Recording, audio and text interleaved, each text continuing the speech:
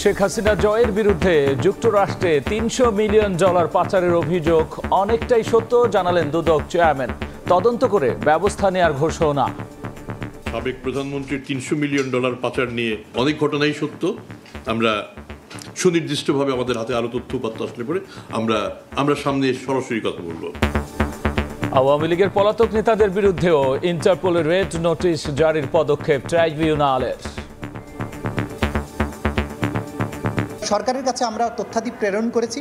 সরকার আনুষ্ঠানিকভাবে ভারতের কাছে কখন কিভাবে চাইবেন বা ইতিমধ্যে চেয়েছেন কিনা সেটা সরকার বলতে পারবেন।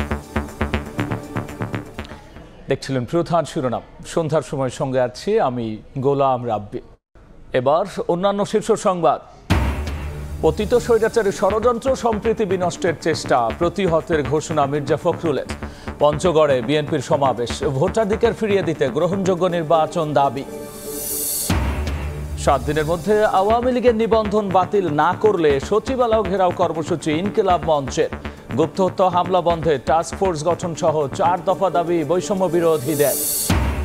ট্রেনি চিকিৎসকদের শাহবাগ অবরোধ। ভাতা বাড়ানোর আশ্বাসে বৃহস্পতিবার পর্যন্ত কর্মসূচি স্থগিত, চলবে কর্মবিরতি। দিনভর যানজটে চরম ভোগান্তি। পুলিশকে রাজনৈতিকভাবে ব্যবহার বন্ধ চায় বেশিরভাগ মানুষ। সংস্কার কমিশনের জনমত জরিপে মতামত। বিচার বহির্ভূত হত্যায় জড়িতদের ধরতে কমিশন গঠনের দাবি। এবং রাজনৈতিক দলগুলো সদিচ্ছা ছাড়া গণমাধ্যমের টেকসই সংস্কার সম্ভব নয় মত জ্যেষ্ঠ সাংবাদিকদের। সুরক্ষা আইন ও ন্যূনতম বেতন কাঠামো চালুর সুপারিশ করবে কমিশন।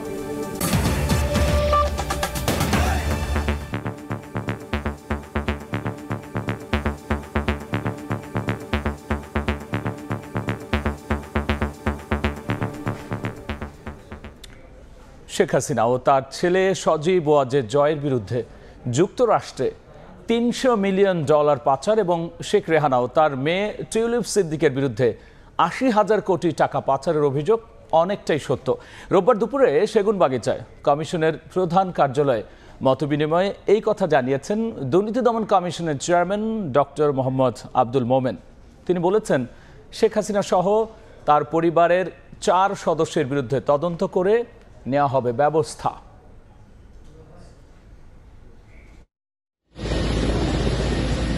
ক্ষমতাচ্যুত প্রধানমন্ত্রী শেখ হাসিনা ও তার ছেলে সজীব ওয়াজেদ জয়ের বিরুদ্ধে যুক্তরাষ্ট্রে $300 পাচারের অভিযোগ আমলে নিয়ে অনুসন্ধান শুরু করেছে দুর্নীতি দমন কমিশন।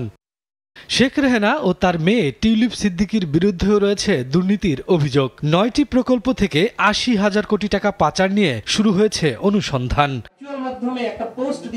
দুদক চেয়ারম্যান জানান, শেখ হাসিনা সহ তার পরিবারের 4 জনের বিরুদ্ধে অর্থ পাচারের অভিযোগের সত্যতা পাওয়া গেছে। সাবেক প্রধানমন্ত্রীর $300 মিলিয়ন পাচার নিয়ে এটা যেহেতু অনুসন্ধান পর্যায়ে আছে, অনেক ঘটনাই সত্য। আমরা সুনির্দিষ্টভাবে আমাদের হাতে আরো তথ্য উপাত্ত আসলে পরে আমরা সামনে সরাসরি কথা বলবো। এ সময় দুদক কমিশনাররা বলেন, কারো ভয়ে প্রভাবিত হবে না তদন্ত। আমাদের যদি ফোকাস অবজেক্টিভ থাকে দুর্নীতি, এই দুর্নীতি যাতে সংশ্লিষ্ট যে কেউই হোক সে দুর্নীতি টানলে সেও আসবে, এইটুক সাহস আমাদের আছে ইনশাআল্লাহ এই কমিশনের মধ্যে।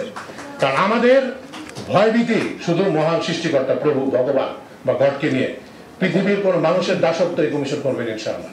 কারোর ভয় বা ভীতিতে, অনুরাগ বা বিরাগের বশবর্তী হয়ে আমরা এই কাজটি করব না। আমরা যেটা করব তা আমাদের উপর অর্পিত দায়িত্ব সঠিকভাবে পালন করব। এছাড়া সাবেক আইনমন্ত্রী আনিসুল হকের 3টি ব্যাংকে 16 অ্যাকাউন্টে 21 কোটি টাকা ফ্রিজ করেছে দুদক। পাশাপাশি তার ঘনিষ্ঠ সহযোগী তৌফিকা করিম ও ফারহানা ফেরদৌসের বিরুদ্ধে 2টি অভিযোগেরও অনুসন্ধান চলছে। শফিকুজ্জামান রুবেল, সময় সংবাদ, ঢাকা। এদিকে শেখ হাসিনার পর এবার আওয়ামী লীগের পলাতক নেতাদের বিরুদ্ধেও ইন্টারপোলের রেড নোটিশ জারির পদক্ষেপ নিচ্ছে ট্রাইব্যুনাল। শেখ হাসিনার বিরুদ্ধে ইন্টারপোলের রেড নোটিশ জারির তথ্য দিলেও পরে সংশোধন করে চিফ প্রসিকিউটর জানিয়েছেন, এ বিষয়ে তথ্য জানাবে পুলিশের এনসিবি শাখা। শেখ হাসিনার বিরুদ্ধে গ্রেফতারি পরোয়ানা জারি করেন আন্তর্জাতিক অপরাধ ট্রাইব্যুনাল। এরপর তাকে দেশে ফেরাতে শুরু হয় নানা আইনি পদক্ষেপ। গত 13 নভেম্বর শেখ হাসিনাকে গ্রেফতারে ইন্টারপোলের রেড নোটিশ জারির বিষয়ে পদক্ষেপ নিতে পুলিশ মহাপরিদর্শকের কাছে আবেদন করে প্রসিকিউশন। আইজিবি দপ্তর যোগাযোগ করে ইন্টারপোলের সঙ্গে। সোমবার ট্রাইব্যুনালের চিফ প্রসিকিউটর জানান, শেখ হাসিনার বিরুদ্ধে ইন্টারপোলের রেড নোটিশ জারি হয়ে গেছে। ইন্টারপোলেরটা অলরেডি রেড নোটিশ জারি হয়ে গেছে। এটা যখন আমরা আবেদন করেছি আমাদের তার পরপরই ইমিডিয়েটলি জারি হয়ে আছে। এটা তো আসলে বাইরে বলা হয় না। রেড নোটিশ সরাসরি যখন আমরা রিকোয়েস্টটা পাঠাই আমাদের ফর্মাল ইয়ার মাধ্যমে, সেটার তখনই জারি হয়ে যায়।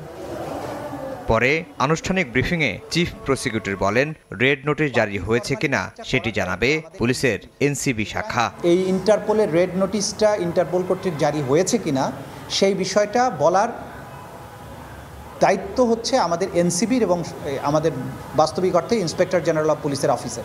শেখ হাসিনাকে বন্দি প্রত্যাপন চুক্তির মাধ্যমে ভারত থেকে দেশে ফেরাতে স্বরাষ্ট্র মন্ত্রণালয়ে আবেদন করে রেখেছে চিফ প্রসিকিউটর। সে বিষয়ে সরকারের তরফ থেকে অগ্রগতি জানানো হয়নি। ভারতের সাথে বহিঃসমর্পণ চুক্তি যেটা আছে, অপরাধীর বহিঃসমর্পণ চুক্তি, সেই চুক্তির আলোকে ব্যবস্থা গ্রহণের সিদ্ধান্তটা সরকারকে নিতে হয়। সুতরাং সরকারের কাছে আমরা তথ্যাদি প্রেরণ করেছি। সরকার আনুষ্ঠানিকভাবে ভারতের কাছে কখন কিভাবে চাইবেন বা ইতিমধ্যে চেয়েছেন কিনা সেটা সরকার বলতে পারবেন। শুধু শেখ হাসিনাই নয়, দেশের বাইরে পালিয়ে থাকা আওয়ামী লীগ নেতা আসাদুজ্জামান খান কামাল, হাসান মাহমুদ সহ বেশ কয়েকজনের বিরুদ্ধে ইন্টারপোলের রেড নোটিশ জারির পদক্ষেপ নিতে যাচ্ছে প্রসিকিউশন। আফজাল হোসেন, সময় সংবাদ, ঢাকা। পতিত স্বৈরাচার দেশের বিরুদ্ধে ষড়যন্ত্র করছে, সবাইকে ঐক্যবদ্ধ থাকার আহ্বান জানিয়েছেন মির্জা ফখরুল। পঞ্চগড়ে বিএনপির সমাবেশে তিনি বলেছেন, সম্প্রীতি বিনষ্টের চেষ্টা করলে সম্মিলিতভাবে তা প্রতিহত করা হবে। ভোটের অধিকার ফিরিয়ে দিতে গ্রহণযোগ্য নির্বাচনের দাবিও জানিয়েছেন তিনি। এই এক আরেক বাংলাদেশ, সব শ্রেণী পেশার মানুষ এক হয়েছেন সম্প্রীতির বন্ধনে। মানবিক দেশ বিনির্মাণের প্রতিশ্রুতি সবার স্লোগানে। সাম্য, সম্প্রীতি এবং মানবিক বাংলাদেশ গড়ে তুলব। তিল ধারণের ঠাঁই নেই পঞ্চগড়ের সাকুয়া উচ্চ বিদ্যালয় কলেজ মাঠে। ছোট বড় মিছিল নিয়ে সভাস্থলে ছুটে আসেন বিএনপি ও অঙ্গ সহযোগী সংগঠনের নেতাকর্মীরা। যোগ দেন হিন্দু, বৌদ্ধ, খ্রিস্টান সম্প্রদায়ের প্রতিনিধিরাও। সাম্য, সম্প্রীতি ও মানবিক বাংলাদেশ বিনির্মাণের লক্ষ্যে পঞ্চগড়ে এই সমাবেশের আয়োজন করে বোদা উপজেলা বিএনপি। দলটির নেতারা বলেন, সম্প্রীতি বিনষ্টের যে কোনো চক্রান্ত জনগণকে সঙ্গে নিয়ে মোকাবেলা করা হবে। বিএনপির সকল শক্তিশালী নেতাকর্মী এবং যত সদস্য রয়েছেন সবাই ঐক্যবদ্ধ হলে বিএনপির উপরে কিছুই নাই। আগামী দিনে শুধু বোদা দেবীগঞ্জ নয়, পঞ্চম নয়, সারা বাংলাদেশে যেখান থেকে ষড়যন্ত্র না কেন প্রত্যেকটি ষড়যন্ত্র আমরা ঐক্যবদ্ধভাবে নস্যাৎ করে দেবো ইনশাআল্লাহ। জনসভায় যোগ দিতেই বরণ করা হয় অনুষ্ঠানের মধ্যমণি বিএনপি মহাসচিব মির্জা ফখরুল ইসলাম আলমগীরকে। মঞ্চে উঠে সাধারণ মানুষের অভিবাদন গ্রহণ করেন তিনি। প্রধান অতিথির বক্তব্যে আগামীর বাংলাদেশ বিনির্মাণের দিক নির্দেশনা দিয়ে নেতাকর্মীদের সতর্ক করেন বিএনপি মহাসচিব। শেখ হাসিনা ও আওয়ামী লীগ এখনো সক্রিয় দাবি করে তিনি সবাইকে ঐক্যবদ্ধভাবে ষড়যন্ত্র মোকাবেলার আহ্বান জানান। আমরা একটা সুযোগ পেয়েছি, এই সুযোগটাকে আমরা কাজে লাগাই। আবার আমরা বাংলাদেশকে সমস্ত বিভেদ বলে ঐক্যবদ্ধ হয়ে গড়ে তুলি। আমাদের মাথায় যেন কেউ কাঁঠাল ভাঙতে না পারে, তার জন্য আমরা সদা সতর্ক থাকি। ভোটের অধিকার ফিরিয়ে আনতে গ্রহণযোগ্য নির্বাচন দেওয়ার দাবি জানান বিএনপি মহাসচিব। আমার ভোট আমি দেব, যাকে খুশি তাকে দেবো, তাই না? এটা বললে আবার কিছু কিছু লোকজন অসন্তুষ্ট হচ্ছে যে খালি ভোটে চাচ্ছেন। হ্যাঁ, মানে ভোট চাচ্ছি এই জন্য যে আমরা ভোটটা দিতে পারলে আমরা আমাদের সঠিক লোক নির্বাচন করতে পারবো। সাধারণ মানুষ সংস্কার অত বুঝে না, তাই কি বুঝে? মূল কথা আমি যেন ভোটটা দিতে পারি, আমার দেশে যেন শান্তি থাকে, আমার জিনিসপত্রের দাম যেন কম হয়, মারামারি যেন না হয়। দেশকে বিভক্তির হাত থেকে রক্ষা করতে সবাইকে ঐক্যবদ্ধ হওয়ার আহ্বান জানান মির্জা ফখরুল ইসলাম আলমগীর। সাম্য, সম্প্রীতি ও মানবিক বাংলাদেশ বিনির্মাণের জন্য আজকের এই জনসভা, যেখান থেকে বিএনপি নেতাকর্মীরা বলছেন যে কোনো ধরনের সাম্প্রদায়িক উস্কানি কিংবা ষড়যন্ত্র মোকাবেলায় সবাইকে ঐক্যবদ্ধভাবে লড়াই করতে হবে। আর এজন্য প্রয়োজন একটি জনপ্রতিনিধিত্ব, একটি সরকার। আর যে কারণে এই অন্তর্বর্তী সরকারের কাছে আবারও বিএনপি নেতারা দাবি করছেন সুস্পষ্টভাবে একটি নির্বাচনের রোডম্যাপ দেবেন তারা। পঞ্চগড় থেকে আহমেদ সালেহীন, সময় সংবাদ। এদিকে 7 দিনের মধ্যে আওয়ামী লীগের নিবন্ধন বাতিল না হলে আগামী 29 ডিসেম্বর সচিবালয় ঘেরাও ও অবস্থান কর্মসূচি করবে ইনকিলাব মঞ্চ। 3 দফা দাবিতে প্রধান বিচারপতির বাসভবনের সামনে সড়ক অবরোধ করে অবস্থান নিয়েছে ইনকিলাব মঞ্চের নেতারা। এর আগে দুপুর 12টায় শাহবাগে জড়ো হন সবাই। সেখানে সংক্ষিপ্ত সমাবেশ শেষে অন্তর্বর্তীকালীন সরকারের প্রধান উপদেষ্টা ডক্টর মোহাম্মদ ইউনূসের বাসভবন যমুনার উদ্দেশ্যে সংগঠনটির নেতাকর্মীরা। মিছিলটি প্রধান বিচারপতির বাসভবনের সামনে গেলে সেখানে তাদের বাধা দেয় পুলিশ। পরে সেখানেই জমায়েত হন সবাই। দাবি আদায় না হওয়া পর্যন্ত রাজপথ ছাড়বেন না বলেও জানিয়েছেন ইনকিলাব মঞ্চের নেতারা। যখন হাসিনার বিচার হবে, আওয়ামী লীগের বিচার হবে, তখন আমার ভাইদেরকে মারতেছে, আমাদের ভাই বোনরা বিভিন্ন জায়গায় গুপ্ত হত্যার শিকার হইতেছে। তাহলে আপনারা ভিআইপি প্রোটোকল ছেড়ে দেন, আপনারাও মারকেন, আমরাও মারকে। আর আপনারা যদি সিকিউর থাকেন তাহলে আমাদেরকেও সিকিউর করেন। আমরা রাজপথের যোদ্ধা, আমরা উই আর অলরেডি শহীদ, আমরা শহীদ হওয়ার জন্য প্রস্তুত আছি। যতক্ষণ না পর্যন্ত উপদেষ্টা আসবে ততক্ষণ পর্যন্ত আমরা এখানে রাস্তায় শুয়ে থাকি। তারা যদি সামান্যটুকু সময় হয় না আমাদের কাছ থেকে এসে আমাদের যে দাবিগুলো লিখিতভাবে নিয়ে যেতে, আমরা চাই আমাদের জীবন যতক্ষণ পর্যন্ত আছে, আমরা যতক্ষণ পর্যন্ত আমাদের শেষ বিন্দু রক্ত পর্যন্ত আছে, আমরা অন্বেষণ করে যাব যতক্ষণ পর্যন্ত তারা এইখানে না আসবে। সাম্প্রতিক সময়ে ঘটে যাওয়া গুপ্ত হত্যার পরিপ্রেক্ষিতে নিরাপদ বাংলাদেশ গড়ার দাবিতে 4 দফা দাবি জানিয়েছে বৈষম্য বিরোধী ছাত্র আন্দোলনের সম্মিলিত বেসরকারি বিশ্ববিদ্যালয়ের প্রতিনিধিরা। বিকেলে অন্তর্বর্তী সরকারের স্বরাষ্ট্র উপদেষ্টা জাহাঙ্গীর আলম চৌধুরীর সঙ্গে দেখা করে এই দাবি জানিয়েছেন তারা।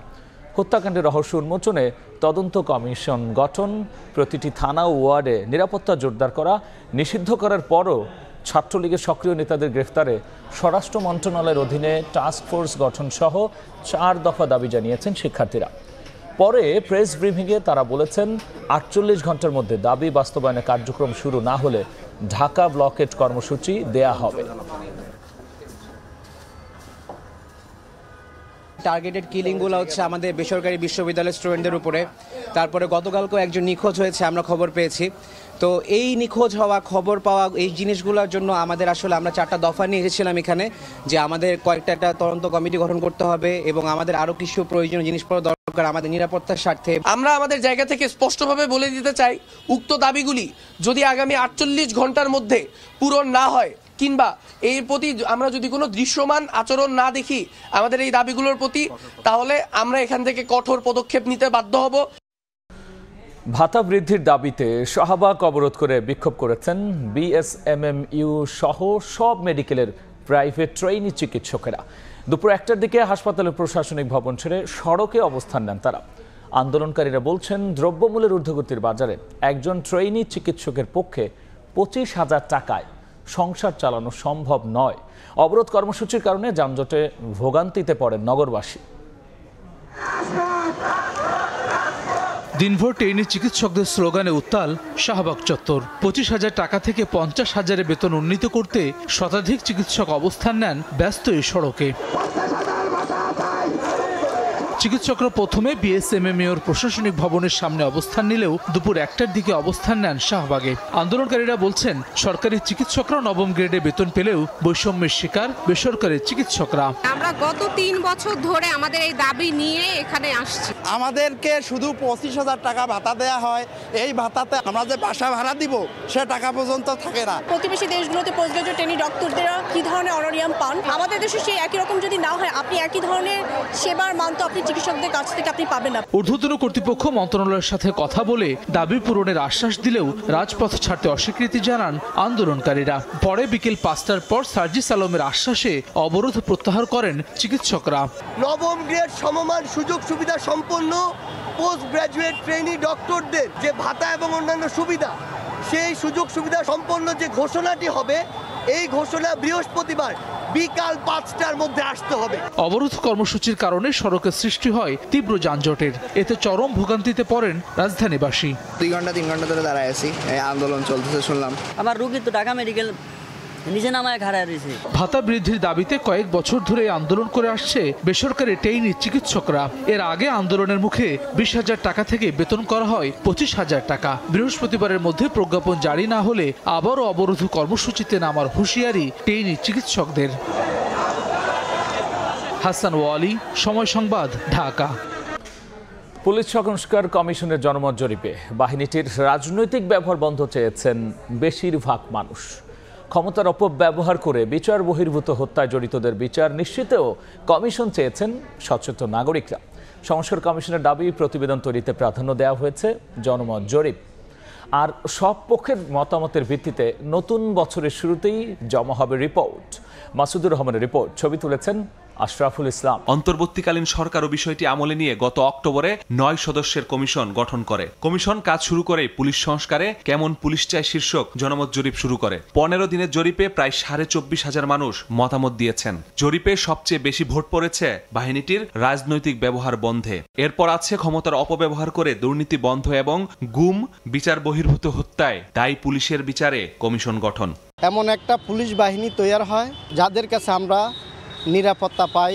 রাজনৈতিক আশ্রয় থেকে বিরত থাকবে আর জনবান্ধব হিসেবে কাজ করবে। 999 সেবা, পুলিশ ক্লিয়ারেন্স, অনলাইন জিডি সহ পুলিশের 8টি সেবাধর্মী কাজের গতি বাড়ানোরও সুপারিশ করা হয়েছে। অনলাইনের মাধ্যমে যদি আমরা এগুলা কার্যক্রমগুলো আরও বা এইভাবে সংস্কার করতে পারি তাহলে সেক্ষেত্রে দেখা যাবে যে এই সেবাগুলোর মান আরও বেশি উন্নত হবে এবং জনগণের হয়রানিটা আসলে কমবে। সে যে বাসা পর্যন্ত যেতে পারবে সেটা নিরাপত্তা তার ছিল না।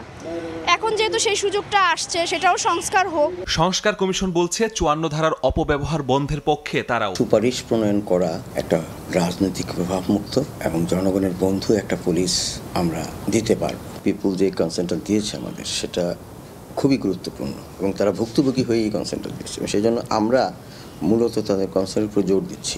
জানুয়ারির 1 উইকে আমরা আশা করতেছি একটা রিপোর্ট আমরা তৈরি করতে পারবো। অপরাধ বিশ্লেষকরা বলছেন সংস্কার কমিশনের প্রতিবেদনের সুপারিশ বাস্তবায়ন অন্তর্বর্তী সরকারকেই শুরু করতে হবে। কাঠামোগত যে পরিকল্পনা প্রণয়ন সেগুলো শুরু করতে হবে। শুরু করলে এর বাস্তবায়নের ফলাফলও যখন মানুষ দেখতে পাবে তখন কিন্তু এটি রাজনৈতিক দলের সরকারের জন্য এগুলো অনুসরণ বা এগুলো ধারাবাহিকতা রাখা কিন্তু একটা চাপ তৈরি হয়। পাকিস্তানের করাচি বন্দর থেকে চিনি, আলু, আখের গুড়, কাপড়ের রোল এবং শিল্পে ব্যবহৃত বিভিন্ন কেমিক্যাল সহ পণ্য বোঝাই 825টি কন্টেইনার নিয়ে চট্টগ্রাম বন্দরে ভিড়েছে বহুল আলোচিত জাহাজ MV ইউয়ান জিয়াং ফাজং। বেলা 3টায় যেটিতে বার্থিং নেয় এই জাহাজটি মাত্র 11 দিনে পণ্য পৌঁছায়। আমদানি খরচ কমার পাশাপাশি সহজলভ্য হচ্ছে শিল্পের কাঁচামালও। চট্টগ্রাম বন্দরের এনসিটি 2 নম্বর জেটিতে নোঙ্গর করেছে পানামার পতাকাবাহী জাহাজ MV ইউয়ান জিয়াং ফাজং। জাহাজটিতে পণ্যবাহী 825 US কন্টেনার রয়েছে। এর মধ্যে পাকিস্তানের করাচি বন্দর থেকে 678টি কন্টেনার এলো। বাকিগুলো লোড হয়েছিল আরব আমিরাতের জাবল আলী বন্দর থেকে। পাকিস্তান থেকে আসা কন্টেনারগুলোর মধ্যে 285 কন্টেনার 7,500 মেট্রিক টন চিনি রয়েছে। আমিরাত থেকে এসেছে খেজুর, লুভ অয়েল ও খাদ্যপণ্য। আমাদের আমদানি রপ্তানিকারকরা আগে যেই অতিরিক্ত সময় ব্যয় করতে হতো এটা পোর্টল্যান্ড কিংবা কলম্বো হয়ে ট্রান্সশিপমেন্ট হয়ে আসার কারণে এখন সেটা হচ্ছে না। এটা 5-7 দিন আগেই পণ্যটা তারা পেয়ে যাচ্ছে। আগে পাকিস্তান থেকে যেসব পণ্য বাংলাদেশে আমদানি করা হতো সেগুলো মূলত সিঙ্গাপুর কিংবা মালয়েশিয়ার তানজুম পালাপাস বন্দরকে ট্রান্সশিপমেন্ট বন্দর হিসেবে ব্যবহার করে চট্টগ্রাম বন্দরে আনা হতো। এতে সময় লাগতো 45 দিনের বেশি। বর্তমানে সময় নেমে আসছে মাত্র 10 থেকে 11 দিনে। সরাসরি করাচি থেকে যখন আসছে তাহলে এটাতে 10 থেকে 12 দিনের মধ্যে তার সে চলে আসতে পারতেছে। এর দ্বারা আমরা স্বাভাবিকভাবে সময় যেমন বাঁচতেছে, প্রোডাক্টটা আমরা আর্লি পাচ্ছি এবং কষ্ট সেখানে অনেক মিনিমাইজ হচ্ছে। বাংলাদেশ থেকে পণ্য নিয়ে 24 ডিসেম্বর চট্টগ্রাম বন্দর ছেড়ে যাবে জাহাজটি। শিল্পের কাঁচামাল কিংবা ভোগ্যপণ্য আমদানির ক্ষেত্রে ভারতের মতো একক কোনো দেশের উপর নির্ভরশীল হয়ে থাকতে চায় না বাংলাদেশ। আর তাই নতুন নতুন দেশ খোঁজা হচ্ছে পণ্য আমদানির জন্য। এরই অংশ হিসাবে পাকিস্তানের করাচি বন্দর থেকে 825 কন্টেনার সহ মাত্র 11 দিনে এসেছে এই জাহাজ। এর ফলে সময় যেমন কমছে ঠিক তেমনি কমছে আমদানি খরচ। আর তাতে সাধারণ মানুষ যেমন কম দামে ভোগ্যপণ্য কিনতে পারবে আর শিল্পের মালিকেরাও কিনতে পারবে কাঁচামাল, এমনটি বলছেন ব্যবসায়ীরা। চট্টগ্রাম বন্দরের এনসিটি থেকে কমল দে, সময় সংবাদ। রাজনৈতিক দলগুলোর সদিচ্ছা ছাড়া গণমাধ্যমের টেকসই সংস্কার সম্ভব নয় বলে মনে করেন দেশের জ্যেষ্ঠ সাংবাদিকরা। রাজধানীর সিরডাপ মিলনায়তনের সংলাপে অংশ নিয়ে তারা আরও বলেছেন, স্বার্থান্বেষী গোষ্ঠী দ্বারা মিডিয়া পরিচালিত হওয়ায় স্বাধীন গণমাধ্যম ও সাংবাদিকতা গড়ে উঠছে না। একই অনুষ্ঠানে গণমাধ্যম সংস্কার কমিশনের প্রধান বলেছেন, সাংবাদিক সুরক্ষা আইনের পাশাপাশি ন্যূনতম বেতন কাঠামো ঠিক করে তা চালুর সুপারিশ করবেন তারা। ছাত্র জনতার গণ অভ্যুত্থানে আওয়ামী লীগ সরকারের পতনের পর গণমাধ্যমকে স্বাধীন, বস্তুনিষ্ঠ ও শক্তিশালী করার লক্ষ্যে গণমাধ্যম সংস্কার কমিশন গঠন করে অন্তর্বর্তী সরকার। এ নিয়ে অংশীজনদের সুপারিশ ও মতামত গ্রহণ করছে কমিশন। তারই ধারাবাহিকতায় রোববার সকালে গণমাধ্যম সংস্কার নিয়ে সংলাপের আয়োজন করে centre for governance studies CGS। গঠন করতে চাই, কার জন্য চাই? এতে অংশ নিয়ে বক্তারা বলেন, 10,000 টাকার নিচে বেতন পান বাংলাদেশের 80% সাংবাদিক। পেটে ক্ষুধা নিয়ে সাংবাদিকতা চলে না। 10,000 টাকার কম বেতন পায় বাংলাদেশের 80% সাংবাদিক। আমি যদি সারা দেশেরটা ধরি, তারা নিজেরা খেতে পায় না, তাদের অন্যের খাওয়ার অধিকার নিয়ে কাজ করতে বলা হয়। কোনো না কোনো কি একটা সার্টিফিকেশনের ব্যবস্থা থাকা প্রয়োজন না, যে তিনি সাংবাদিক হিসাবে নিজেকে যখন পরিচয় দিচ্ছেন। কারণ মনে রাখতে হবে যে অনলাইনে বা অন্যান্য ক্ষেত্রে প্রচুর নন জার্নালিস্টিক কাজও কিন্তু আছে। এ সময় বিভিন্ন গণমাধ্যমে কর্মরত সাংবাদিকরা বলেন, সংস্কারের জন্য কমিশন দিনরাত পরিশ্রম করছে, কিন্তু রাজনৈতিক সরকার এসে সেটা বাস্তবায়ন না করলে কোনো লাভ হবে না। এজন্য দরকার রাজনৈতিক সদিচ্ছা। রাজনৈতিক সরকার যদি এটা বাস্তবায়ন না করে, আপনি বাস্তবায়ন করে যেতে পারবেন না, এই সরকার পারবে না। পরের সরকার আসলে এটা হবে। পত্রিকার অফিসের সামনে দেখি গরু জবাই হয়। এই দেশে আমরা বাস করি, কি সাংবাদিকতা আমরা করব? সাংবাদিকের সুরক্ষা দেওয়ার সমস্ত আইনের পক্ষে নানাভাবেই কাজ করতে হবে, যাতে আবার সেটা স্বেচ্ছাচারিতায় রূপ না নেয়। সংলাপে অংশ নিয়ে প্রধান উপদেষ্টার প্রেস সেক্রেটারি পরামর্শ দেন স্বাধীন সাংবাদিক ইউনিয়ন গঠনের। এই 4.5 মাসে আমরা কোনো পত্রিকাকে বলি নেই আপনি এই নিউজটা সরান, আমরা কোনো পত্রিকাকে বলি নেই একে সরিয়ে একে নেন। আমরা আমাদের ইন্টেলিজেন্স এজেন্সিকে বলে দিয়েছি যে আপনারা কাউকে কোনো নিউজের ব্যাপারে ইন্টারভেন করতে পারবেন না। সাংবাদিকদের আর্থিক নিরাপত্তা থাকতে হবে। সাংবাদিকদের যদি আর্থিক নিরাপত্তা না থাকে, তাহলে তার সামাজিক নিরাপত্তাও থাকবে না, সামাজিক মর্যাদাও থাকবে না। এবং সেই কারণে সাংবাদিকদের আর্থিক নিরাপত্তার বিষয়টা নিশ্চিত করার একটা সুপারিশ অবশ্যই থাকতে হবে। আইন শৃঙ্খলা বাহিনী যেন গণমাধ্যমকে নিয়ন্ত্রণের চেষ্টা না করে, সেই ব্যাপারেও উদ্যোগ নেওয়ার পরামর্শ দেন বক্তারা। নিশ্চিত করার একটা সুপারিশ অবশ্যই। নাজমুস সালেহী, সময় সংবাদ, ঢাকা। ওয়েস্ট ইন্ডিজের বিপক্ষে টি-20 সিরিজ শেষে আজ 2 ধাপে দেশে ফিরেছেন জাতীয় দলের একাংশ। সকালে সিনিয়র সহকারী কোচ মোহাম্মদ সালাউদ্দিন ছাড়াও 4 ক্রিকেটার, আর সন্ধ্যায় ট্রফি হাতে ফেরেন 5 জন। বাকিরা আসবেন কাল। প্রথম ধাপে আসা ক্রিকেটাররা হলেন জাকের আলী অনিক, হাসান মাহমুদ, তাসকিন আর নাহিদ রানা। বিকেলে আসেন তানজিদ তামিম, নাসুম ও পারভেজ হোসেন ইমন। টেস্ট সিরিজ জয়ের পর ওয়ানডে সিরিজে হোয়াইট ওয়াশ হলো টি-20তে প্রথমবারের মতো ক্যারিবিয়ানদের ক্লিন সুইপ করেছে বাংলাদেশ। কাল সকালে 2 ক্রিকেটার, আর রাতে আসবেন আরও 4 জন। লিটন কুমার দাস আসবেন বিকেল 5টায়। দেশে ফিরেও খুব একটা বিশ্রামের সময় পাবে না ক্রিকেটাররা, নেমে পড়তে হবে বিপিএল এর জন্য। ক্যারিবিয়ান সিরিজের এই সাফল্য বিপিএল আসন্ন চ্যাম্পিয়ন্স ট্রফিতে ধরে রাখতে চান ক্রিকেটাররা। দায়িত্ব নিয়ে খেলাটার অভ্যাস করতেছে, স্পেশালি আমাদের হয়তো টিম মিটিংয়ে ছেলেরা এখন বেশি তারা নিজেরা ইনভলভ থাকতেছে। তো এই জিনিসটা খুব দরকার ছিল আমাদের, তাদের মাইন্ডটা যেন একটু চেঞ্জ হয়, সেটাই আসলে আমাদের প্রথম দিকে লক্ষ্য ছিল। তারা যেন দায়িত্ব নিয়ে খেলে, মানসিকতা যদি কিছুটা পরিবর্তন করার চেষ্টায় ছিলাম, এবং সেটা আমার মনে হয় ছেলেরা করতে পেরেছে, হয়তো ভবিষ্যতে আরও করবে। কারণ কোনো কোচের পক্ষে আসলে বড় প্লেয়ার বানানো সম্ভব না যদি প্লেয়ার যদি নিজে না চায়। এ পর্যায়ে শীর্ষ সংবাদ জানিয়ে দিচ্ছে আরও একবার। শেখ হাসিনা জয়ের $30 কোটি পাচারের অভিযোগ অনেকটাই সত্য, জানালো দুদক। আওয়ামী লীগের পলাতক নেতাদের বিরুদ্ধে ইন্টারপোলের রেড নোটিশ জারির পদক্ষেপ ট্রাইব্যুনালের। অতীত স্বৈরাচারী ষড়যন্ত্র সম্প্রীতি বিনষ্টের চেষ্টা প্রতিহতের ঘোষণা মির্জা ফখরুলের। পঞ্চগড়ে বিএনপির সমাবেশ, ভোটাধিকার ফিরিয়ে দিতে গ্রহণযোগ্য নির্বাচন দাবি। এবং 7 দিনের মধ্যে আওয়ামী লীগের নিবন্ধন বাতিল না করলে সচিবালয় ঘেরাও কর্মসূচি। ইনকিলাব মঞ্চের গুপ্ত হত্যা হামলা বন্ধে টাস্ক ফোর্স গঠন সহ 4 দফা দাবি বৈষম্য বিরোধীদের।